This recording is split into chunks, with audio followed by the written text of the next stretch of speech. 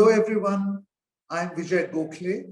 I'm non-resident senior fellow at Carnegie India, and I have recently authored a paper titled India's Fog of Misunderstanding Surrounding China-Nepal Relations.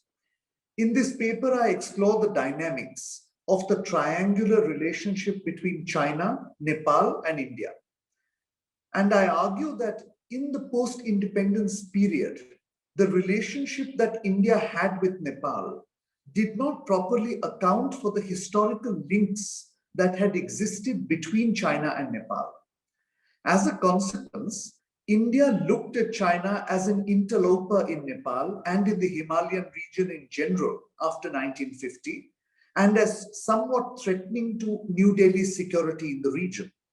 And this, as I suggest in my paper, may have been the origin of the misperception which resulted in a Nepal policy that has cemented the perception in Kathmandu that New Delhi unjustly interferes in the country's internal affairs to selfishly put its own agenda forward, while China, on the other hand, respects Nepali sovereignty.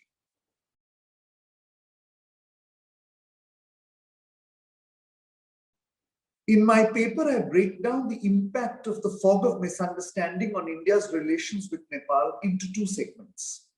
The first looks at the time when Nepal was ruled by kings between 1955 and 2008.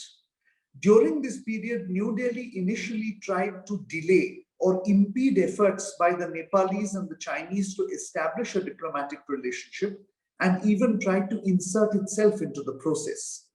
Once the diplomatic relationship had been established, New Delhi tended to adopt coercive means of diplomacy whenever it perceived a serious threat to its interests.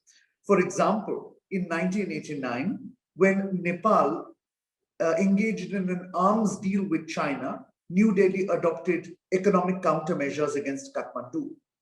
And such actions were complemented by a tactical approach to Nepali politics, which aimed at maximizing short-term political gain. As a consequence, India looked as if it was vacillating between the democratic forces on the one hand and the monarchy on the other. And it only bolstered the view in Nepal and among Nepalis that New Delhi was insensitive to Nepali interests. In the second section, that explores the India-Nepal relationship post the fall of the monarchy, that is after the year 2008, I argue that India had a very good chance, a real opportunity to work through the fog of misunderstanding. After all, we had midwifed the birth of the Nepali Republic. However, India appeared to make little adjustment to its Nepal policy, perhaps because it was under no pressure to do so. And the Nepalis continued to feel that India was micromanaging relations with Nepal and acting tactically with local political actors. And this policy eventually led to serious disagreements between the two sides, which was exacerbated first by the position that both sides took over the adoption of the Nepali constitution, and subsequently by what Nepalis termed as India's so-called economic blockade of Nepal in 2015. And as a result, ties between the two countries reached a historic nadir.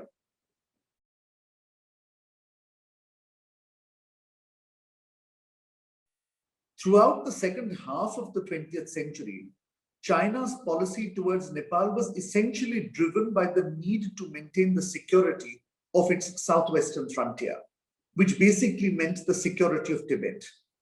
And to uphold this vital interest, China cultivated a strong relationship with the Nepali monarchy, but otherwise it adopted a low-cost, low-risk strategy.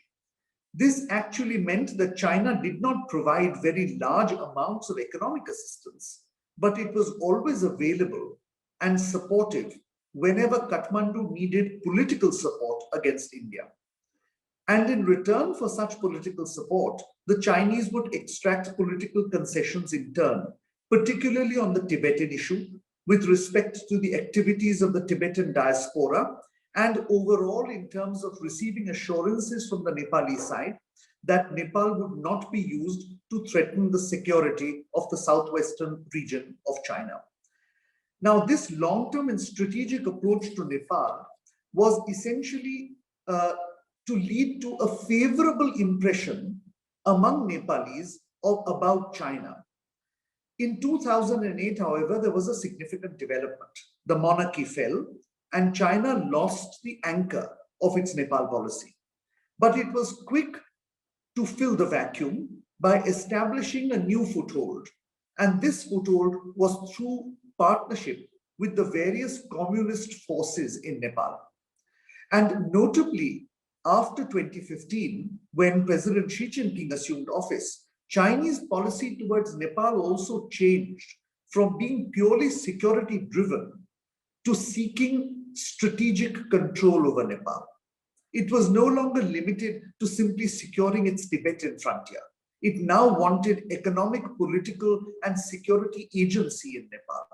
And therefore, as a consequence, China stepped up its economic assistance, it built new connectivities, it provided security assistance to Nepal, and the effort was to integrate Kathmandu into the regional order.